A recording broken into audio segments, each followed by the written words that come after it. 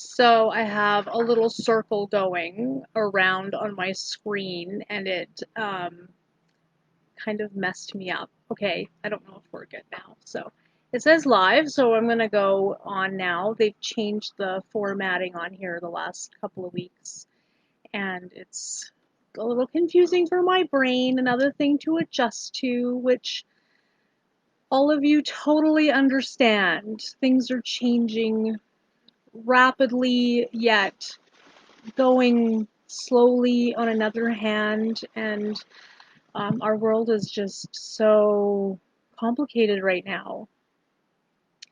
I am Tanny Reed Walker. I am a counselor with FCSS. I've been a counselor for over a decade.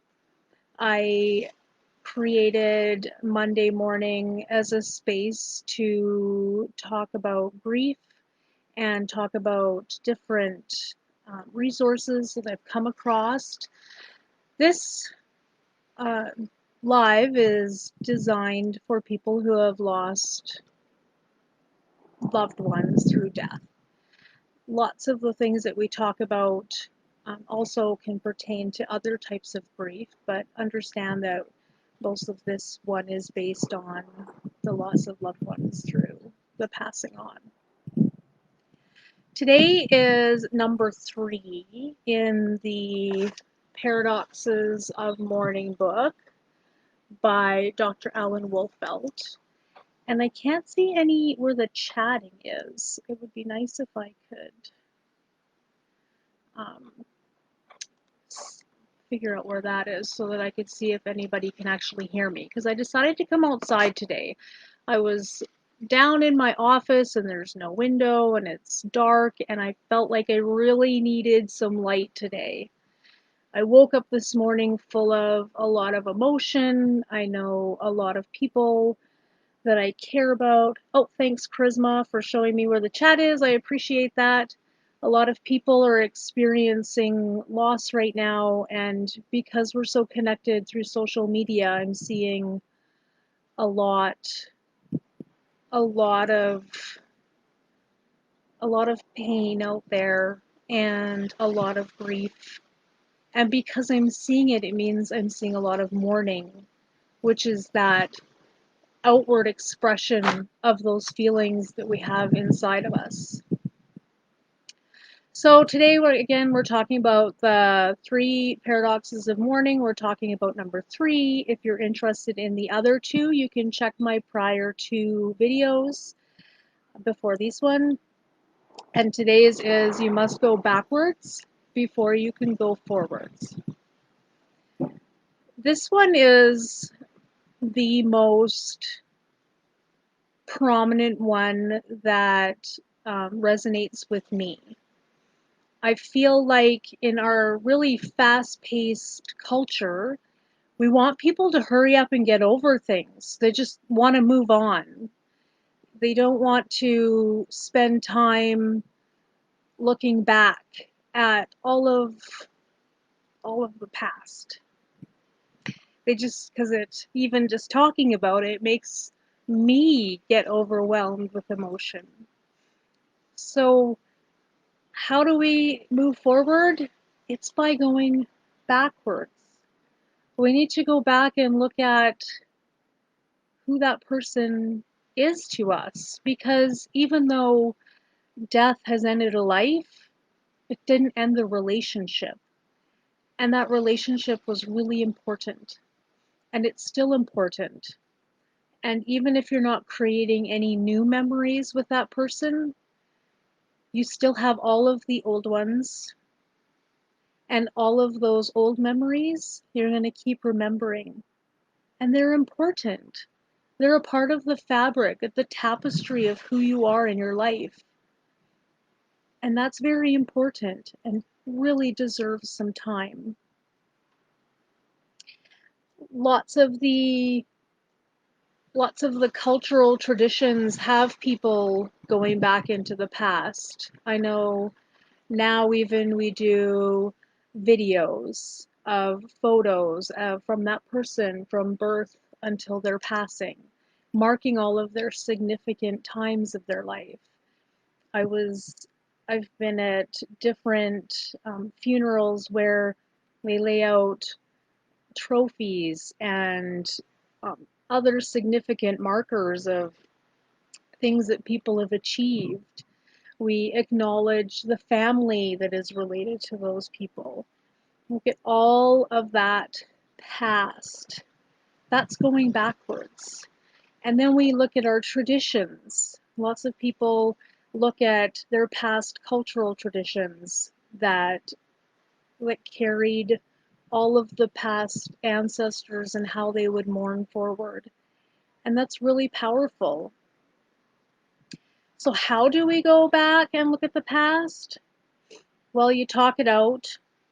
You can talk it out with friends, you can write it out, talk about the memories. Those are really important. Give yourself permission to keep special items and linking objects. I know I've spoken before about my grandmother's opal ring. It was actually my great grandmother, and it's a linking object. And whenever it goes missing, because it always goes missing, it comes back, and I'm always so very grateful for it. And some people have photos up. Keep your photos up. Keep different things that are important. I was watching Modern Family, and spoiler alert, somebody passes away and they get planted with a tree. And this tree ends up becoming a marker for people to plant, and people can talk to the tree. Keep those linking objects. Create spaces where you go to mourn and remember. Visiting significant places. I always used to tease my kids. I grew up as a child out on the West Coast, and I would take them on the tour of Tanny. And that tour of Tanny was more than just sharing my past. It was also a way for me to remember who I am and where I came from and how I've grown. And later on in the chapter for this one, he talks about gratitude. So when you go back to the past and you remember the significant things, you can also remember gratitude. Talk more about that later on in this video. Another way is to review photo albums at special times. So at Christmas, on birthdays, on your loved one's birthday, on Mother's Day and Father's Day and Thanksgiving. And oh, there's so many times throughout the year. Take a minute to look at those photos. My grandparents, when I was a child, had this massive wall in their basement, and it was in the recreation room, and it was covered in photos. So instead of flipping through a photo album, you could walk through the history of my family by looking at the photos. And what a beautiful thing to be able to just go and do and take a few minutes whenever you have a family gathering. Take some time, leave those photo albums out. Children are especially good at knowing to go backward before they go forward. People get concerned about children regressing. So they may have learned how to tie their shoes, and all of a sudden they don't know how to tie their shoes, and they need you to tie their shoes. And they might have known how to get their own breakfast in the morning, and suddenly they don't even know how to do it, and it's just a nightmare to try to get them to do it on their own. Those regressions are actually care eliciting behaviors. They're going backwards to a time where they were cared for and nurtured, and they need that. That's why when people pass on, we want to feed them. We want to nurture them in that way. Those are very important behaviors, and children really, really show that. And they'll want to talk about their loved ones, and they'll want to talk about their memories, and they'll want to talk about the past, and they'll want to revisit different areas. Take the lead from them. It's really powerful how it's like it's in our DNA. These paradoxes are so important, and they're across all cultures, all people. So I alluded a little bit to going back to your beginnings. So this is a way to go backwards so that you can heal your identity. Because when you have a loss, a piece of you is gone. A piece of your identity is just, it's just taken away. And trying to restructure that without going backwards is very difficult. One needs to go backwards to their roots, to their culture, to the history of their family, to growing up. What is your story? Your loved one's story is over, but your story is carrying on. So, how does that go? Just like a writer might have to flip back to a few chapters or several chapters before to see the roots of who this person is in their writing, we need to do that too. It's a process. And this process also helps with carried grief. So as you go back, you're going to see other times where you had losses and maybe you didn't spend the time to feel them. You didn't spend the time to go backwards. Maybe you just muscled on, pulled up your bootstraps, looked forward, and as you do that, you carry it inside you. So when you have a significant loss, it's really powerful to go backwards and look at how you carried through. Spend time touching on those points that might have been painful for you, that you didn't even realize or you weren't able to or didn't have the tools to understand. And also when you go backwards, look at the people. Find the gratitude of those who might have helped out. And when you do that, send them a note, write them a letter, tell them how grateful you are for who they were at that time in your life, that crossroad. I remember it's a little bit different, but I achieved something that I worked really hard for in my life once.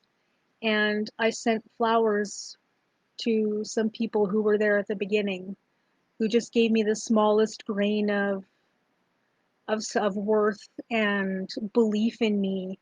And it was really amazing. And I think that I know that they really appreciated that gesture too. It's always amazing to know that you've impacted somebody. And it's really a beautiful gift to let other people know when you've impacted them. When you carry your pain, instead of expressing it, it comes back to haunt you. So you might be feeling and wondering, why am I thinking about these other painful things that are happening right now? That happened like so long ago. I should totally be over that. That's not how people work. We will carry that until we've expressed it. So I highly, highly suggest going back to your beginnings. And if those beginnings are far away right now, call the people from the beginnings. Look at the photos again. Make a plan. You might need to plan to go back to where you were from. But it doesn't always have to be physical. I have family members who are from a different, their ancestors are from a different culture than the one that I grew up in. So look back into your culture. What is it that's important to you? What's important to your ancestors? How did they go through things? What was their process? I feel like the Western culture here in Canada, at least, we don't connect with that enough. And so this is called catch up mourning, and it's very important work to do. This will help foster hope and will help you have create intentions for the future. Excuse me. So that was a really important chapter, I think, talking about going backwards before you go forwards. I constantly, when I think about this, think of those little cars, and when you pull them back, they like shoot forward. So if you try to like push them up a ramp, they're not going to get over that ramp. They just don't have the energy to do it. They just there's nothing fueling them. But as soon as you drag them back, all of a sudden when you let go, they spring forward and they're able to get over that hill. And so when I think about going backwards before you go forward, that always comes to mind. Those little cars, they have to go backwards to go forwards. I don't know if you remember when you learned how to ride a bike and you learned how to get over a hill, it was the same thing. And the further back you go, the more energy you can build up to get over the hump. So take some time. Take as much time as you need to go backwards before you go forwards. I also want to address carried grief a little bit more, some of the symptoms that people might not realize are part of carried grief. And if you're trying to enter a new relationship or a new job or anything that you're trying to figure out how to do and you're still carrying some grief, it can be very, very tricky. So if you find that after a significant period of time, because grief is a lot of work and it takes time to go through, that you have a very reduced level of trust and intimacy, you might not even be able to. You feel depressed and you have an extremely negative outlook for a long period of time, of course. These are going to happen, can often happen immediately during grief, but this has been going on for quite some time again. You can feel anxiety and a lot of panic attacks. You might feel some psychic numbing. You're just kind of like blocked out the world. You just have nothing to give. There's nothing there for you. Substance abuse can be a problem because, again, you're trying to numb out those feelings instead of working through them and expressing them. This can also include eating disorders. So, either overeating or undereating, basically just not attending to who you are. You're trying to numb yourself out through control of food or uncontrol. Chronic fatigue. So, if you find you can't get out of bed, you just are constantly exhausted, it could be that you're carrying some grief from the past. And if you're experiencing physical problems, it definitely manifests in your body if you don't mourn. If you're finding this is you or somebody you know and love, help them, help yourself, talk to a grief counselor, do some of the things that I talk about in the Monday mornings, share these videos with people. There is help, and you can have the best life. You really, really can. Right now it's painful and you will always, always be impacted by that person having not being in your life anymore. But it doesn't always have to be absolutely horrible. Thank you very much for watching. If you have any questions at all, please private message me. You can also email me. My email is on here and I will stick it again in the comments. fcss.ca is our website and we are very happy to connect you with services. And I just want you to know that you aren't alone. We are all connected. All of humanity is connected with grief. And it's just like we are all connected with love. Because really I feel like grief and love are the same coin. And oh, what a beautiful coin it is. Even though it is painful, it's a beautiful coin. And all of you deserve love. And you all deserve the opportunity to express the grief, that loss. I just want to talk about a growing trend that I've been seeing, and I talked earlier in this video today about videos with photos, and I've been hearing about people hanging up photos and doing timelines in their backyards with lights. And on I originally heard about this several years ago, and then we've done it with our family members, getting plain caskets and then writing loving messages on the caskets for our loved ones when they go. I think that this slowing down and even the social distancing has made us really look at our mourning and our grief expression in a different way, and helping us think outside of pushing forward. And as painful as those emotions are and experiencing those things are, I think they create a little bit more peace and a little bit more connection and a little bit more stillness. So, um, thank you again for being here. You are valid. Your pain is worthy. Please find someone or some way to connect with those. And again, the book is called Paradoxes of Mourning. I very much recommend it. I look forward to expressing and working with you on a different book next week. I haven't fully decided which one I'm going to do. There's so many amazing ones. But until then, take care of yourself and get outside. Be connected to our planet. Thank you.